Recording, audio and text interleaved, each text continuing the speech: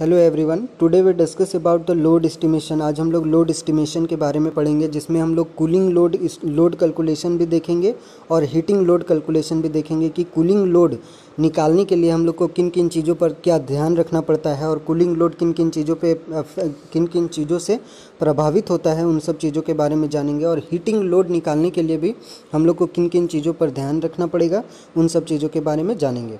तो इससे पहले लोड एस्टिमेशन करने से पहले हम लोग ये जान लेते हैं कि जो भी हम लोग इक्विपमेंट यूज़ करते हैं कूलिंग के लिए या हीटिंग के लिए, एक पार्टिकुलर रूम के कूलिंग या हीटिंग के लिए जो इक्विपमेंट यूज़ करते हैं उसका क्या क्या प्रॉपर्टीज़ होना चाहिए, है ना। जब हम लोग को एक क्या क्या प्रॉपर्टीज़ होना चाहिए इक्विपमेंट यूज़ करने से पहले, उन सब चीज़ों के बारे में जान लेते हैं।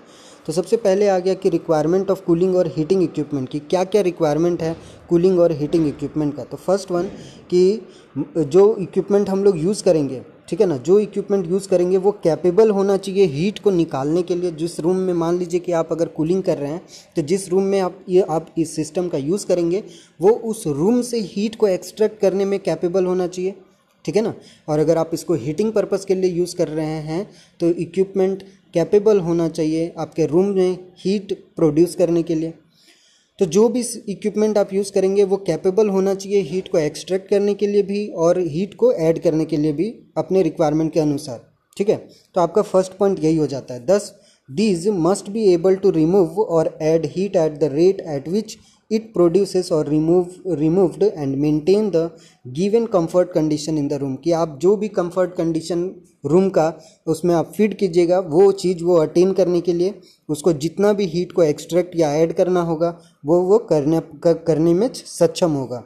उसके बाद जो कॉस्ट है इक्विपमेंट का वो अगर हाई होगा, कब हाई होगा, जब आप एक पार्टिकुलर रेंज में एक डिज़ाइंड मैक्सिमम हीटिंग और मैक्सिमम कूलिंग लोड में अगर आप काम करेंगे।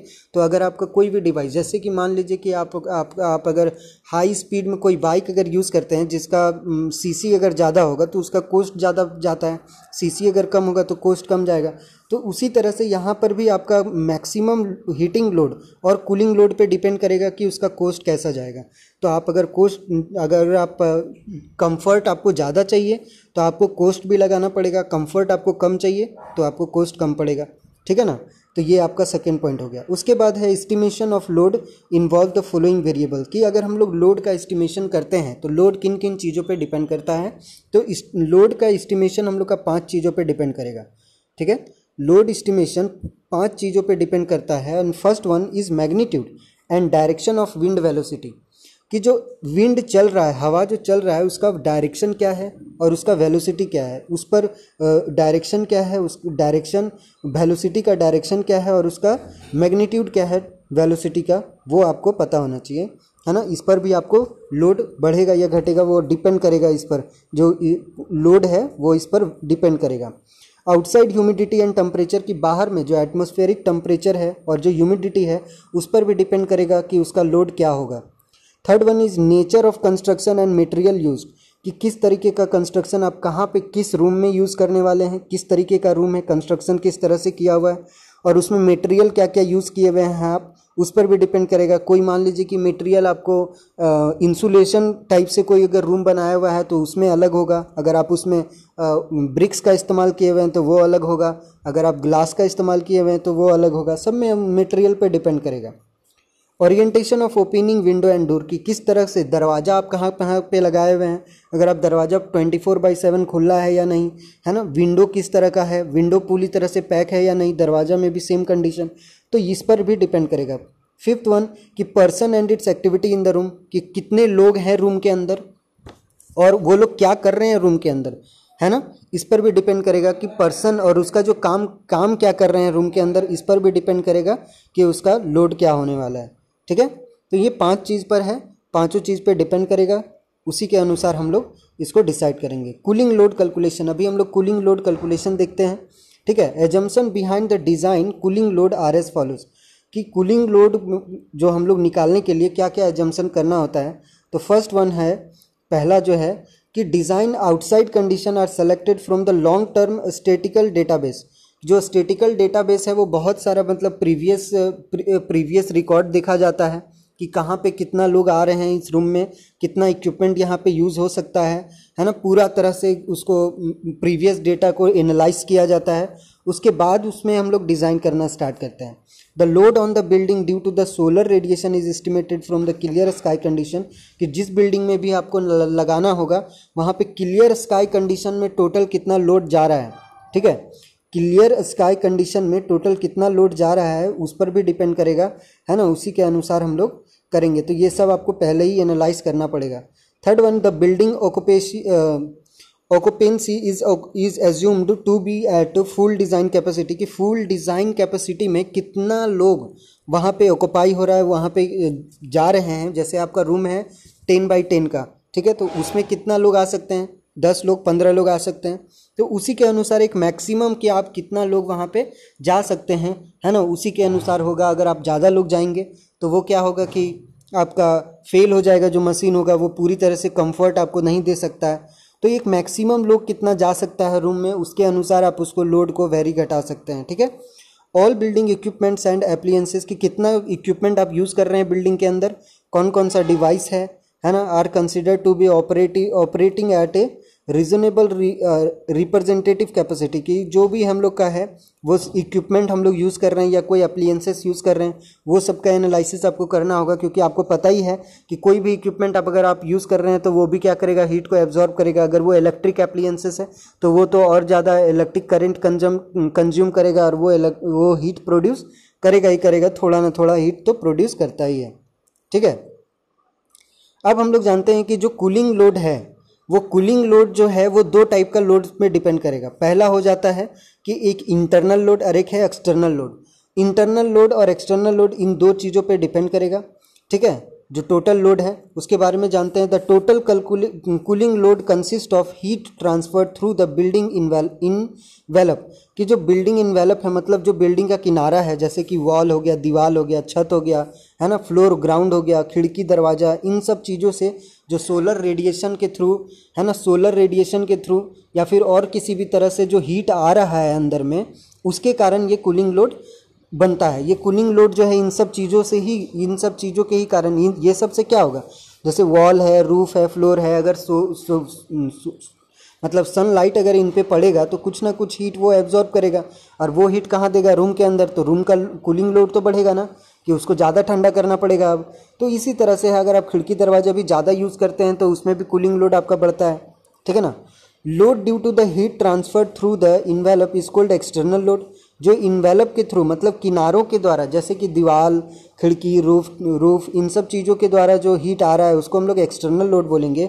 While all other load are called internal load. बाकी और जितना लोड है, जैसे कि आप जो अप्लायंसेस यूज़ कर रहे हैं रूम के अंदर या बिल्डिंग के अंदर, है ना, या फिर आप बिल्डिंग के अंदर जितना लोग है उसके कारण जो भी होगा वो इंटरनल लोड के अंतर्गत आएगा, ठीक है। आप यहाँ पे फिगर देख सकते हैं कि इसमें जो है लोड कैलकुलेशन में कि ये हो गया आपका इंटरनल लोड, और इधर से जैसे सनलाइट से जो इधर से आएगा, है ना, ये आपका हो गया सोलर रेडिएशन थ्रू द फेनिस्ट्रेशन, का मतलब हो गया आपका खिड़की या दरवाज़ा हो जाता है। और इधर जो ओपेक सरफेस है मतलब जो छत हो गया, दीवार हो गया, है ना, ये सब के द्वारा जो आएगा उसको हम लोग solar radiation through opaque surface, तो ये सब एक्सटर्नल लोड में आता है, ठीक है। इनफिल्ट्रेशन का मतलब होता है दीवार में हीट एब्जॉर्ब होने के बाद वो इधर से रेडिएट कर देना, है ना, मतलब दीवार छेद के आ जाना, इस तरह से हम इसको कह सकते हैं, ठीक है। और जो इंटरनल हीट सोर्स है, जैसे यहाँ पे 4 लोग है, मोबाइल है, लैपटॉप है, तो इन सब चीज़ों के कारण जो इधर जो लोड बढ़ेगा उसको हम लोग इंटरनल लोड में काउंट करेंगे, ठीक है। इधर से जो आएगा इसको हम लोग एक्सटर्नल लोड में काउंट करेंगे। उसके बाद आता है total cooling load on a building consist of external as well as internal load. अभी मैंने बता चुका है कि एक्सटर्नल लोड और इंटरनल लोड दोनों ही लोड से बनेगा पूरा cooling load. The external load consist of a heat transferred by conduction through the building wall, roof, floor, doors etc, ठीक है। इन सब के द्वारा जो भी हीट आएगा या रेडिएशन आएगा उसको हम लोग एक्सटर्नल लोड बोलेंगे। The heat transfer by radiation through the fenestration such as window and skylight, इन सब के द्वारा जो भी आएगा, विंडो एंड स्काई लाइट, ये सब भी आपका एक्सटर्नल लोड में के अंतर्गत आएगा। All these are sensible heat transferred. In addition to this, the external load also consists of a heat transfer due to infiltration. Infiltration का मतलब होता है कि एक आपका दीवार में ही मतलब हीट एब्जॉर्ब करने के बाद वो रेडिएट कर देना, है ना, मतलब दीवार भेद के आ जाना, इसको अगर हिंदी में हम लोग समझेंगे तो दीवार को भेद के आ जाना हीट, ठीक है। Which consist of both sensible as well as latent component. और ये जो दीवार को भेद के आ रहा है ना, इसमें हम दो टाइप का हीट आएगा। जैसे आपको पता है लेटेंट हीट होता है, सेंसिबल हीट होता है ना। तो ये सब लेटेंट हीट और सेंसिबल हीट दोनों ही आएगा, ठीक है ना। लेटेंट हीट और सेंसिबल हीट दोनों ही आएगा। The heat transfer due to the ventilation is not a load on the building but on the load on the system. जो वेंटिलेशन के द्वारा आता है, डायरेक्ट जो आता है, वो सब आपको जो है वो सब लोड ऑन द बिल्डिंग में नहीं होगा, बल्कि लोड ऑन द सिस्टम में होगा। उस सिस्टम पे ज़्यादा लोड पड़ेगा जो डायरेक्टली आ रहा है, ठीक है ना। The various internal load consist of a sensible and latent heat transfer due to the occupant product processes and appliances। Sensible heat transfer due to the lighting and other equipment. जैसे आप room में light use कर रहे हैं या फिर वहाँ बहुत ज़्यादा आदमी जमा है अंदर रूम के अंदर, तो उन सब के कारण जो भी हीट आएगा वो सब इंटरनल लोड के अंतर्गत आएगा।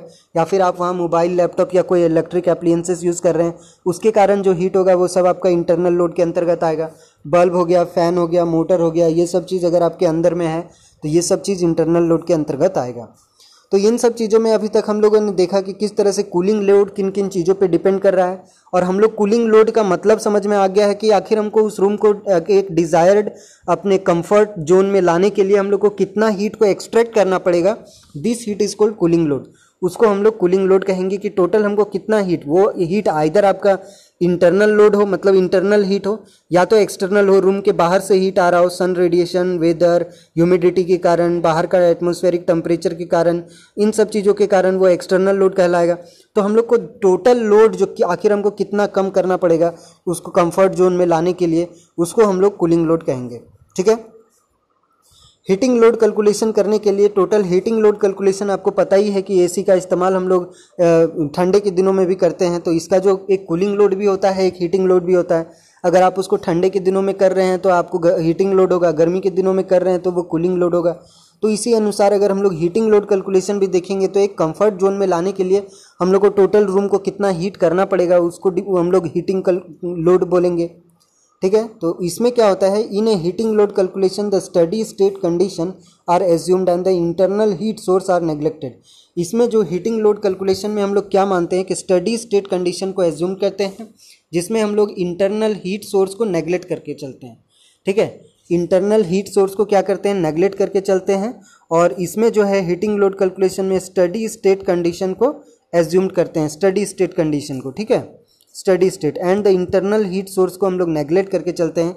मान लीजिए कि रूम के अंदर में कोई डिवाइस आप रखें हैं, कोई मोटर रखें हैं, बल्ब रखें हैं, तो इसके कारण जो रूम के अंदर जो हीट प्रोड्यूस हो रहा है वो बहुत नेग्लिजिबल होता है, इसीलिए उसको नेग्लेक्ट किया जाता है। आइदर वो हीट है, अगर हम लोग ठंडे के दिनों में देखेंगे तो एक बल्ब के द्वारा, एक फ़ैन के द्वारा जो हीट होता है, जो रूम थोड़ा ना थोड़ा तो हीट होता है, वो हीट को हम लोग बोलेंगे बहुत कम होने के कारण उसको नेग्लेक्ट कर दिया जा रहा है, ठीक है।